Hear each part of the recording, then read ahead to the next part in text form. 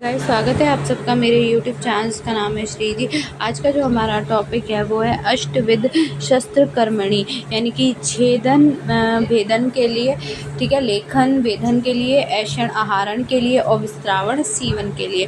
रक्त कर्म 3 सुश्रुत ने बताया, 6 चरक ने बताया, 13 वांगभट ने बताया। छेदन कर्म एक्सेशन अर्श भगंदर, ठीक है। अब देखो, अद्रुक्रश होते हैं, तिल कालक होते हैं, शतपोषक 2 हुल्लीय टाइप्स ऑफ भगंदर, ठीक है। अदृश गलछुंडिका जातु मुंडी तिलकालक शतपोनक और अर्श भगंदर, ठीक है। उसके बाद अगर मैं बात करूँ तो गलछुंडिका और चतुमुखी टाइप्स ऑफ भगंदर देखो, चर्मकील, मांसशल्य, अधिमास, मांस संघात, अस्थि शल्य, सिरा स्नायु। उसके बाद चर्मकील, मांसशल्य, अधिमास, मांस संगम, अस्थि शल्य, सिता, मांस स्नायु, वलिमक, श्लेष्मक ग्रंथि, नाड़ी, व्रण, अबुर्द,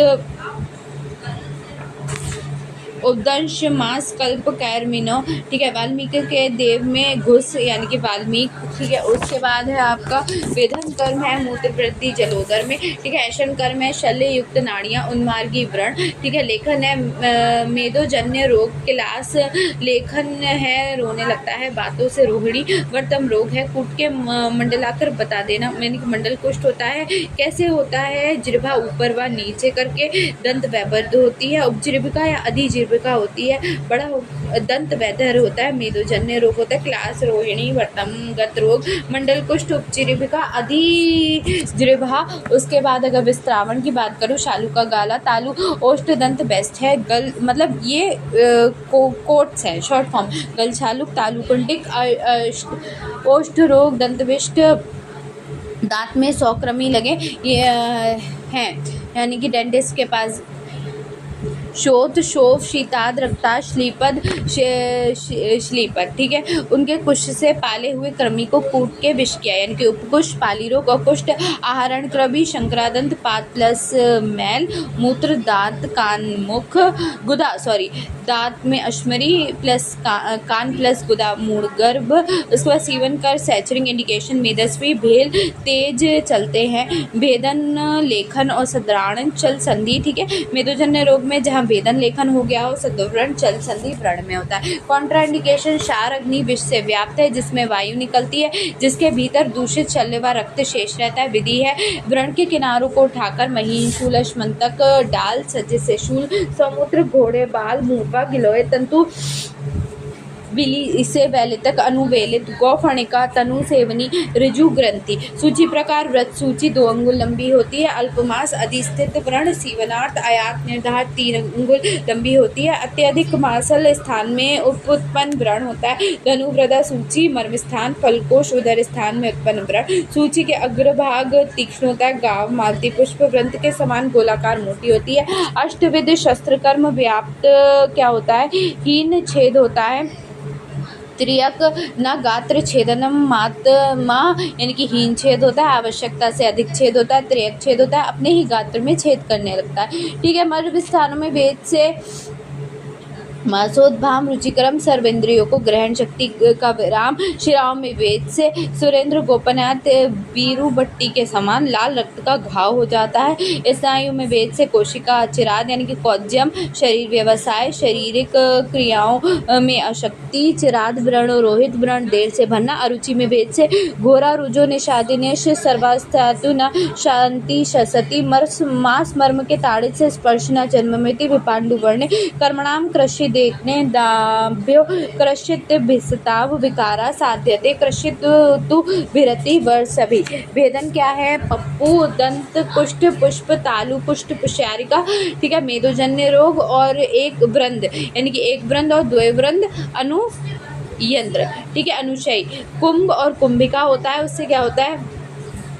इसमें पीड़ा होती है, जिसे प्रमेय पीड़िका होती है। पुष्प अलजी होता है स्तनवृद्धि वृक्षोत सर्ववृद्धि पक्व शोथ पूर्ण यवजन प्रभाविका अवगंधक गिलोय। उसके बाद तुंडोरिका हो जाता है। उसके बाद अस्थिगत और अश्मरी होता है। योग्य सूत्रीय सभी शास्त्रों का अध्ययन करने वाले छात्रों को योग्य कर्म करना चाहिए, इनके प्रत्यक्ष कर्माभ्यास होना चाहिए। छेदन करना चाहिए जिसमें तत्व पुष्प अलाकु किंदे त्रपुसेवक दिक्कसित प्रमति थु छेद विषेत दर्श्यते। वेदन सरोगणी चर्मयाते लेखस्य वेदन मृत पशुरिका उत्पलयनायेषु च वैद्यस्य ऐषण गूढ़ोपहत काष्ठ वेणु नल नाली शुष्क आलाभु मुख ऐषण आहरण पनस पिंबी बिल्व फल मज्जा मृत दंतेषु आहारस्त विस्त्रावण मधु छिद दो पिंटे शालमली फल के विस्त्रावण शालमली फल। उसके बाद है सीवन सचरिंग सावित शल मृदु मृंतात पोष्यस्य सविष्य बंध पुस्तक भय पुरुष अंग प्रत्यंग विशेषु बंधन योगम योग सूत्रीय कर्ण संधि बंधन मृदु चर्म मांसपेशी उत्पल नालेषु चा कर्ण संधि बंध योगान चार व अग्निकर्म मृदेषु मांसखंडे व अग्नि चार छार योगान नेत्र परिधान बस्ती कर्म व्रण बस्ती कर्म उदक पूर्ण घट पार्श्व स्रोत और अलाबु मूल।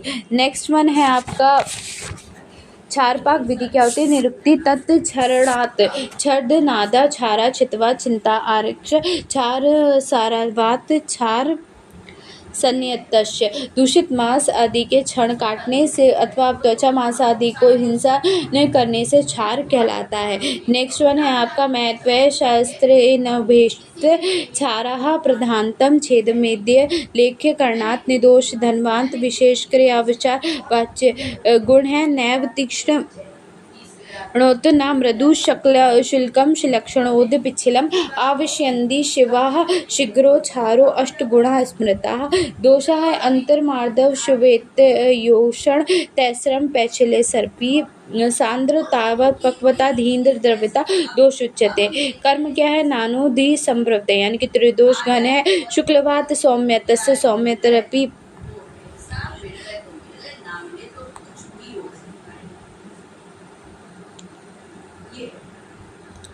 सौम्य ततो दहनम पुचन धारणी शक्ति विद्वा गुण है औषधि गुण मुचितवात कटुक उष्ण तीक्ष्ण पाचनो विलंब्यते शोधनो रोपणा शोषण स्तंभनो लेखना क्रमी आम कफ कुष्ठ विषम दह संहन्ति। नेक्स्ट वन है आपका क्या है? प्रकार साधुविधम प्रतिसारण्य प्रतिसारण्य पातिश्चा प्रतिसारण्य और पानीय। ठीक है, अष्टांग हृदय ने बताया है। बाहर परिमार्जन और अंतर परिमार्जन। प्रतिसारणीय छार का प्रयोग कुष्ठ किटिम्भद्र ध्रुवभंड किलास भगंदर अवुर्ध अर्श दुष्ट नाड़ी व्रण चर्म कील तिलवल्कम अगंश शंख ब्राहार वित्रदिकी में 7 टाइप ऑफ मुख रोग है। 3 रोहिणी है। उपजिह्विका अधिजिह्वा उपकुश जमेन। पानीय छार का प्रयोग गर गुल्म उदर अग्नि संग अजीर्ण आरोचक अनाह शकरा अश्मरी अभियांतर विद्रधि क्रमी विष अर्श।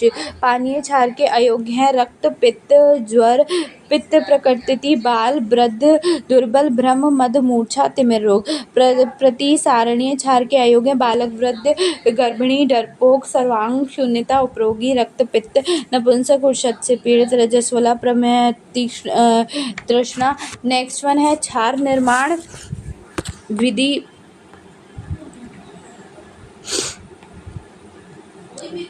छार निर्माण विधि। छार निर्माण करने की इच्छा होने से वैद्य को चाहिए कि वह शरद ऋतु में प्रशस्त दिन में पर्वत को प्रभा भूमि से उत्पन्न हुआ जिस पर वर्षा अग्नि क्रमी विष का प्रभाव नहीं हुआ उत्पल प्रशस्त रस गुण वीर विपाक वाले मध्यम आयु के कृष्ण पुष्प वाले महक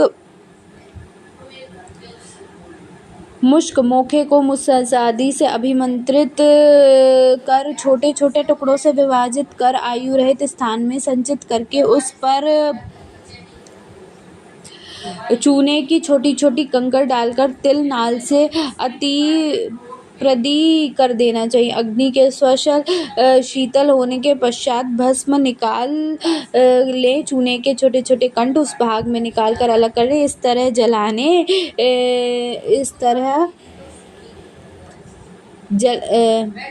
तरह जलाने के बाद बनी भस्म को एक द्रोणी चाड़ आटक लेकर 6 द्रोणी जल में अलौकिक करें। भस्म जल जो है वो 1:6 हो जाएगा। तीक्ष्ण क्षार निर्माण करने के लिए जल के स्थान पर गौमूत्र में भस्म मिलाएं। तत्पश्चात इसे धो लें और 21 बार छान लें। ठीक है। इसके पश्चात इंगित घोल को एक बड़ी कढ़ाई में कलछी से धीरे धीरे चलाते हुए पाक करना चाहिए। पकाते पकाते जब वह निर्मल आलस्य का तीक्ष्ण और पिच्छल दिखाई देने लगे तब कढ़ाई को अग्नि से नीचे उतार कर बाद को पुनः छान लेना चाहिए। चयनित द्रव्य में से अथवा एक कुंडव क्षार जल निकाल कर शेष को पुनः अग्नि पर चढ़ा देना चाहिए। ये क्षार मृदु समुचित क्षार कहलाता है। मध्यम क्षार उपरोक्त क्षार जल में शंख नाभि ये हीट करना है। इसमें क्या है कि हीट मध्यम पाक हो जाएगा, यानी कि जो शंख नाभि है वो 8 पल और क्या बन जाएगा। ठीक है। उसके बाद तीक्ष्ण छाल उपरोक्त छाल दंती प्लस द्रवंती त्रिफल लांगली हींग में उसके बाद हीट होगा और क्या बनेगा मध्यम छाल बन जाएगा। चार परीक्षा विधि है। 100 तक गिनती करने पर एरन नाल जलाने वाला तीक्ष्ण होना चाहिए। 100 तक गिनती करने वाले एरन नाल जलाने वाला अति तीक्ष्ण होना चाहिए। 100 तक गिनती करने के बाद अति मृदु क्षार दग्ध लक्षण क्षार के प्रयोग को व्याधि के दूर होने पर उस स्थान पर कृष्ण हो जाना क्षार दग्ध लक्षण कहलाता है। पक्व जम्बू अच्छित सलिबम उस स्थान पर अर्म वर्ण के द्रव्यों में घृत और मूलेत का चूर्ण मिलाकर लगाने को जलन पीड़ा आदि दुख शांत हो जाता है। तत् अम्ल वर्ग शमन सर्पी मधु संचय क्षार जंती व्रण रोपण तिलवर्ग मधु सम्यक दग्ध है। तत् सम्यक दग्धे विकारो श्री लाघम सरवश हीन दग्धे तोद कंडू जांडियानी व्याधि वृदिश अतिदग्धे दाह पकारम स्त्राव अंगमर्द क्लम दिया मूर्छा सिमर निर्वाह। क्षार निर्माण विधि सही क्षार में हरिद्रा चूर्ण शीशे की नाली की सहायता से एकांत मिलाकर उसमें कई कलसूत अनेक बार भावित करें। इसका उपयोग अर्श एवं भगंदर से करें। महत्व है बल शरीर तथा मर्म स्थान में उत्पन्न नाड़ी व्रण में शस्त्र के द्वारा भेदन न करे। सूत अनेक बार भावित करे। इसका उपयोग अर्श एवं भगंदर में करें। महत्व है दुर्बल शीर वाले तथा मर्म स्थान में उत्पन्न नाड़ी व्रण में शस्त्र के द्वारा भेदन न करें। उसके बाद है अपितु नाड़ी व्रण में क्षार सूत्र बांधे और नाड़ी व्रण का सेवन करें। निर्माण विधि है आपकी क्षार निर्माण शस्त्रोवत वर्णन के अनुसार अपमार्ग जलाकर उसकी शंख भस्म से राख प्लस जल 21 टाइम फिल्टर करें। उसके बाद मध ऊष्मा से उबालें और फाइन पाउडर को अपमार्ग क्षार कहा जाता है। स्नूही क्षीर संरक्षण स्नूही क्षीर क्षार सूत्र के लिए आवश्यक होता है। प्रतिदिन सर्वोदय के 1 या 2 घंटे पहले क्षीर जमा कर लेना चाहिए। नेक्स्ट अक्टूबर से अप्रैल स्नूही क्षीर निकालने का उत्तम काल है। बेस्ट टाइम मॉर्निंग होता है। स्नूही के तने पर शार्प नाइफ से चीरा लगाकर एक पात्र में जमा करें। क्षार सूत्र निर्माण के लिए लाइनिन थ्रेड का यूज करते हैं बिकॉज उसमें जो मैक्सिमम टेंसाइल स्ट्रेंथ होती है केवल 5 किलोग्राम होती है और कॉटन थ्रेड की 1 किलोग्राम होती है। अतः सर्जिकल लाइनिन थ्रेड नंबर 220 और 30 कोई एक का उपयोग करें। प्रथम 20 नंबर लाइनिन कैपिटल में आए। स्नूही क्षीर को गॉज पीस में उस थ्रेड में आए चारों ओर चढ़ा दे। प्रतिदिन इस प्रकार स्नूही क्षीर की 11 भावनाएं ले और अपमार्ग क्षार की भावनाओं के लिए पहले गॉज पीस से स्नूही क्षार लगाएं और उसके बाद अपमार्ग क्षार लगाएं। इस प्रकार स्नूही क्षीर अपमार्ग क्षार से 7 भावनाएं दे और तत्पश्चात स्नूही क्षीर हरिद्रा चूर्ण को 3 पात्र चढ़ाएं और टोटल 20 परत करें। तत्पश्चात कैबिनेट में होने वाले अल्ट्रावायलेट लैंप को 20 से 30 मिनट जलाएं। इससे क्षार सूत का स्टरलाइजेशन होता है और उसके बाद क्षार सूत मूत्र के 10 से 11 इंच लंबे टुकड़े करके उन्हें ग्लास ट्यूब पॉलीथीन बैग में संग्रहित करें। टोटल परत स्नूही क्षीर 11 है, स्नूही प्लस क्षार 7 है, स्नूही प्लस हरिद्रा 3 है। ये 21 हो गए। उपयोग क्या है? भगंदर, अर्श, अबुर्द, excision of pilonidal stress, excision of warts. उसके बाद अग्निकर्म नेक्स्ट टॉपिक है जो हम अगले वीडियो में कवर करेंगे। अभी के लिए इतना काफ़ी है। बाय।